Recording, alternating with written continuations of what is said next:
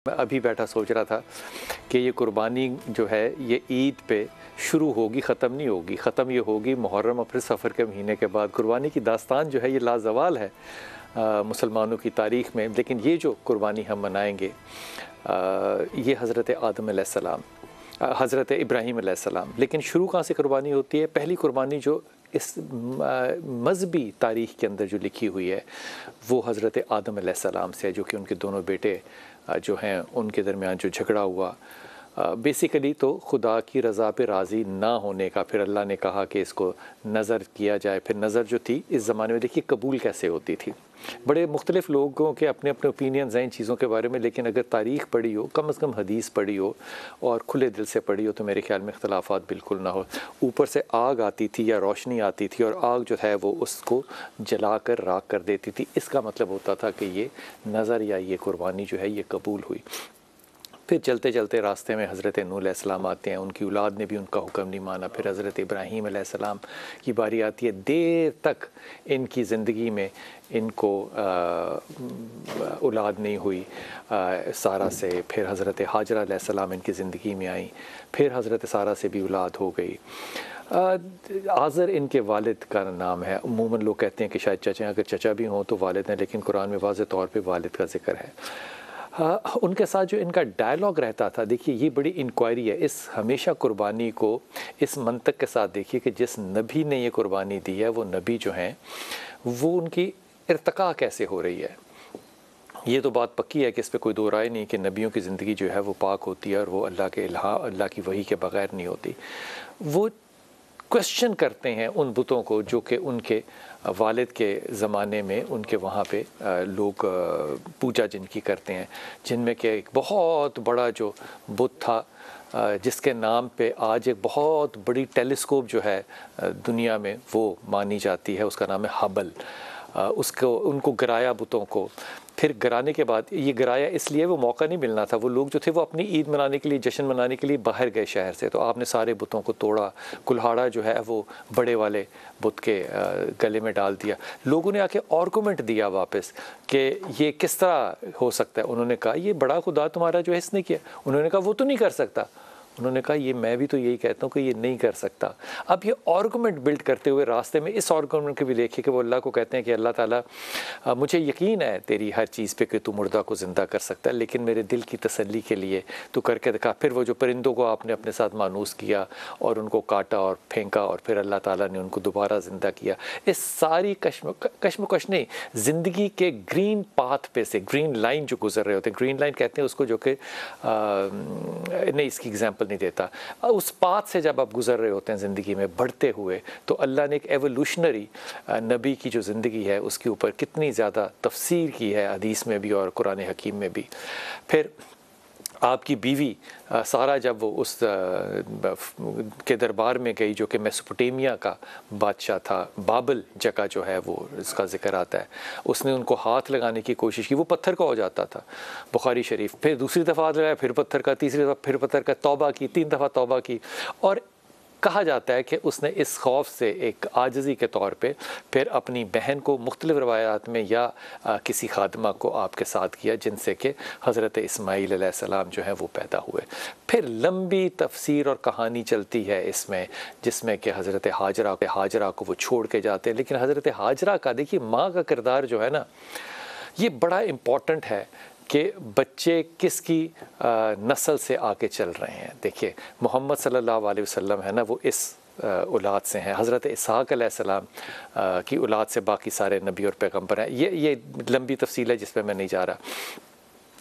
माँ ने पूछा कि बच्चे को, और ये खाना काबा की बात है, ये काबा जो अभी भी आप जाएं तो एक वो ज़रा नीचे है, आपको सीढ़ियाँ नीचे उतरनी पड़ती हैं, ये वैली है। लेकिन जब आप जाते हैं सफ़ा और मरवा की तरफ तो आपको गौर किया होगा कि आपको थोड़ी सी चढ़ाई चढ़नी पड़ती है, वो ज़रा अप हिल है।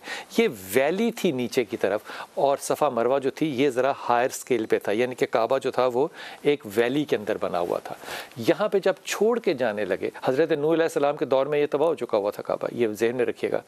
तो पूछा कि तू हमें, खावंद से पूछती है बीवी, नबी अल्लाह से पूछती है कि तू हमें जो छोड़ के जा रहा है, ये अपनी मर्ज़ी से छोड़ के जा रहा है, छोटा सा बच्चा है, अब ह्यूमन राइट्स पता नहीं इस पर क्या करेंगे, या तू अल्लाह के कहने पे छोड़ के जा रहा है। हज़रत इब्राहीम अलैहिस्सलाम कहते हैं कि मैं अल्लाह की वही की वजह से जा रहा हूँ, और बड़े लंबे अरसे के लिए गए थे। इस पे हजरत हाजरा का जो जवाब था ना, वो बड़ा कमाल था। कहा फिर तेरा अल्लाह हमारी हिफाजत तुमसे बेहतर कर सकता है।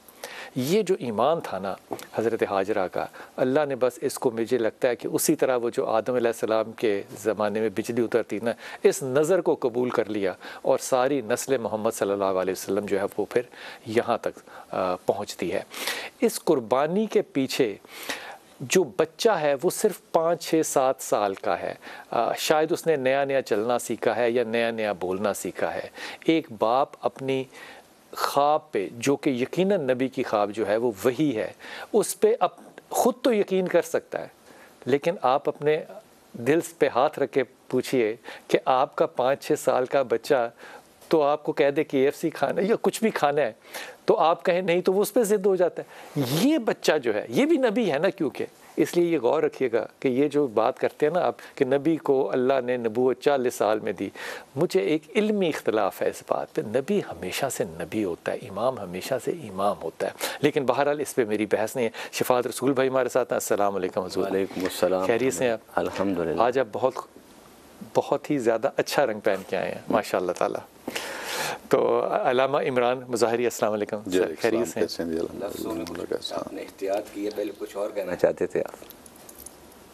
मैंने नबी पाक सल्लल्लाहु अलैहि वसल्लम की ना एक हदीस खटक गई एकदम मेरे दिमाग में ना, जब आपसे बात कर रहा था कि हज़रत माज बैठे हुए थे पीछे, और ये वो हदीस है जिस पर उन्होंने कहा कि कोई शिर्क जो नहीं करेगा वो जन्नत में जाएगा। तो सवारी के पीछे सीना बसीना लगे हुए थे, तो उन्होंने माज से जो जुमला शुरू किया था ना, वो कहा था माज मुझे तुमसे मोहब्बत है।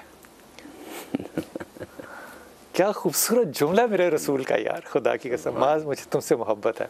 तो वो जब मेरी सारी टीम जो है वो एक दूसरे को कहती है ना आई लव यू, मैं ईमानदारी से कह रहा हूँ ये अंग्रेज़ी का आई लव यू कोई नहीं है, ये रसूल पाक सल्लल्लाहु अलैहि वसल्लम की सुन्नत है कि गुफ्तगू करने से पहले आप दूसरे को एहसास से महरूमी ना दें, उसको एहसास से अपनाइयत दें, तो बात का कितना असर हो। इसके बाद हज़रत माज ने फिर बड़े अरसे बाद ये हदीस सुनाई थी कि रसूल पाक सल्लल्लाहु अलैहि वसल्लम ने कहा था जिसने कलमा पढ़ लिया और उसने शिर्क नहीं किया, अल्लाह के साथ किसको शरीक नहीं किया, अल्लाह ताला उसको दोज़ख की आग से महफूज रखेगा। हुज़ूर अक़दस, मेरा ये गुमान है, अगर गलत है तो ठीक कर दीजिए, कि रसालत जो होती है ना, अमामत जो होती है, ये मिलती है और हमेशा से होती है। इसलिए जब हम ये बात करते हैं कि वालिद ने ख्वाब देखा कि अपने बेटे को कुर्बान करो अल्लाह की राह में, वालिद का मानना मुझे इतनी बड़ी बात लगती नहीं है, बहुत बड़ी बात है, लगती नहीं है, लेकिन वो 5-7 साल का जो बच्चा है वो वालिद को जब तसल्ली देता है कि आप आंखों पे पट्टी बांध लें, कहीं आपका हाथ जो है वो उसमें जुम्बिश ना आ जाए, और आप, वो बच्चा लेट जाता है, बच्चे में खौफ नहीं है। मुझे लगता है सारा फ़लसफ़ा कुर्बानी जो है ना, वो हज़रत इस्माईल अलैहिस्सलाम के इस उम्र पे, इस जुमले पे अपने बाप के साथ है, क्योंकि वो तो नबी डिक्लेयर्ड है, ये तो अभी बच्चे हैं लेकिन नबी डिक्लेयर्ड नहीं है। इस पे थोड़ी सी तवज्जो फरमाइएगा। बिस्मिल्लाहिर्रहमानिर्रहीम। बिलाल भाई, गुजारिश ये है कि किसी चीज़ की सलाहियत होना ये एक अलग मसला है, और उस सलाहियत का इजहार होना एक अलग मसला है। ठीक। खुदा ने जब अभी कुछ खल्क नहीं किया था, जब वो अभी अपनी वहदत की तन्हाइयों में तन्हा था, हाय हाय, तो अपनी क्या वहदत की तन्हाइयों में था, क्या जुमला बोला। और वाह, जो लफ्ज़ खालिक है, हाँ, क्या उसे उस वक्त खालिक कहा गया है जब उसने पहली मखलूक को खल्क किया है, जब उसने पहली मखलूक को रिज़्क़ दिया तब राज़िक कहा गया है। वो तब भी राज़िक था जब मखलूक नहीं थी, वो तब भी खालिक था जब मखलूक नहीं थी। फ़र्क ये होता है कि एक सिफत बिलकुवा आपके अंदर मौजूद होती है और एक सिफत जो है वो बिलफेल हो जाती है। अगर आपको सखावत का मौका नहीं मिला, कोई साइल नहीं आया, तो उसका ये मतलब नहीं है कि इनकार कर दिया जाए कि आप सखी नहीं हैं। वो सखावत की जो सिफत है आपके अंदर बिल्कुल मौजूद है, उसका इजहार कब होगा, जब कोई साइल आएगा। क्या बात है। नबी जो है वो नबी बना के ही इरसाल किया जाता है। लफ्ज़ इरसाल इस पे गवाह है।